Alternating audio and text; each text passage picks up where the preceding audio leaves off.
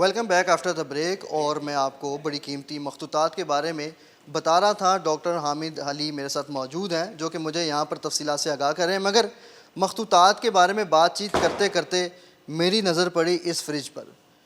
میں نے مختلف جگہ پر فریزر تو رکھا دیکھا, مگر میں نے کبھی اس میں جو ہے وہ سبزیاں دیکھی ہیں.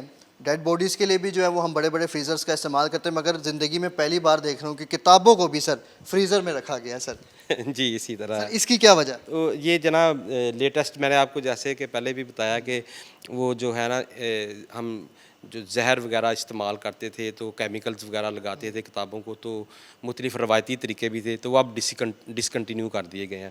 تو یہ ڈیپ فریزنگ کی ٹیکنالوجی جو ہے نا ہماری لیٹسٹ جو ہمیں ٹریننگز دی گئی ہیں, تو اس میں فریزنگ ٹیکنالوجی بھی ہے کہ کتابوں کو سیکٹ کلنگ کے لیے جو ہے نا فریزر کا جو ہے نا وہ استعمال کیا جاتا ہے, جس میں ڈی فریزنگ ٹیکنالوجی ہے.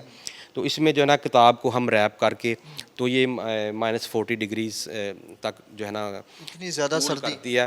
تو وہ اس سے نا پھر جب ہم اس کو ریپ کر کے کتاب کو مینusکرپٹ کو تو فریزر کے اندر رکھ دیتے ہیں, تو اس سے جو وہ ہے نا وہ پھر 48 گھنٹے اس کے اندر وہ پڑی رہتی ہے. تو وہ اس کے اندر جو کیڑا ہوتا ہے نا وہ سردی کی وجہ سے نا وہ کیمیکل کی بجائے نا یہ طریقہ کار جو ہے نا وہ زیادہ آسان ہے اور فائدہ مند ہے. تو وہ سردی کی وجہ سے نا وہ کیڑے جو ہیں وہ مر جاتے ہیں. تو کتاب جو ہے نا اس کے بعد ہم جو 48 گھنٹے کے بعد نکالتے ہیں, تو اس کو اس طرح دیکھیں یہ ریپنگ کے بعد ہم نے کتابوں کو یہ رکھا ہوا ہے. تو اس کو ہم پھر نکال کر تو اس کے سیکٹ کلنگ کے لیے نا یوز کرتے ہیں. پھر اس کے بعد اس کی صفائی وغیرہ کر کے اس کو اپنی جگہ کے اوپر پلیس کر دیتے ہیں. اچھا سر, جب اس فریزر میں آپ اس بک کو رکھتے ہیں تو یہ تو بالکل فریز ہو جاتی ہوگی, گیلی بھی ہو جاتی ہوگی؟ نہیں جی, یہ ریپنگ کی وجہ سے نا یہ ٹیکنیکل طریقے سے ہم ریپ کرتے ہیں اس کو ڈبل سائڈ سے, تو اس کے بعد یہ نا اندر گیلی نہیں ہوتی کتاب.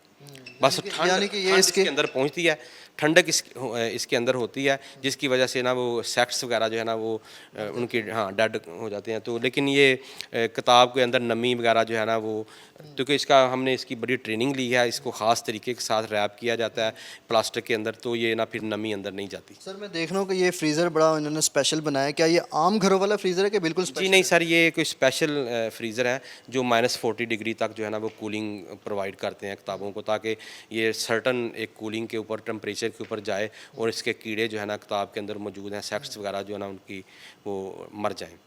اچھا سر, میں جب یہ فریزر جب آپ کے ورکرز آتے ہیں اور اس فریزر سے بک نکالنے کے لیے سر اس میں جب ہاتھ ڈالتے ہو سر, انہوں نے کچھ اسپیشل گلوز پہنے ہوتے ہیں؟ جی, وہ گلوز وغیرہ کا یوز کرتے ہیں ہم سارے اس پروسیس میں گلوز وغیرہ کا یوز کیا جاتا ہے. ٹھیک ہو گیا جی. ناظرین, ہمیں اس فریزر کے بارے میں جاننے کو بھی ملا اور یہ بڑی اسپیشل فریزر ہے. اب یہ عام گھروں والی فریزر نہیں ہے. اس فریزر میں جو ہے وہ -40 ڈگری تک جو ہے وہ کتابیں جو ہیں ٹیمپریچر پر یہاں پر فریز ہوتی ہیں. اور جیسا کہ انہوں نے ہمیں بتایا کہ پیپر کو یہ اس طرح اسپیشل طریقے کے ساتھ ریپ اپ کرتے ہیں کہ یہ پیپر جو ہے وہ گیلا نہ ہو. یاد رکھیے گا, میں نے آپ کو پہلے بھی بتایا تھا کہ ان کاغذات میں جو سیاہی کا استعمال ہوا ہے وہ کوئی عام سیاہی نہیں تھی. یا تو وہ گولڈ کی سیاہی تھی, یا پھر اس میں وہ پتھروں کو جو ہے وہ اتنا پیسا گیا تھا کہ اس کی سیاہی بنائی گئی تھی, یا تو پھر ڈائمنڈ کی سیاہی بنائی گئی تھی.